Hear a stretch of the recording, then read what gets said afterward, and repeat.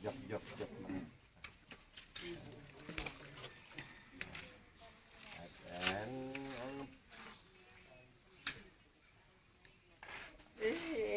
andito nga kanina, naghagis lang ng bulaklak sa loob.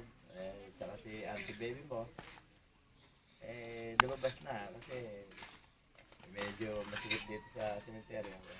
Alam mo naman, mga katulad ng tatang mo, medyo may konting hingal. Buti nga, nakalakad malayo-layo rin nilakad Oo, yun nga. Kaya tsaka ngayon malakas na. Malakas na, sabi nga niya kaya pa niya uminom ng generator.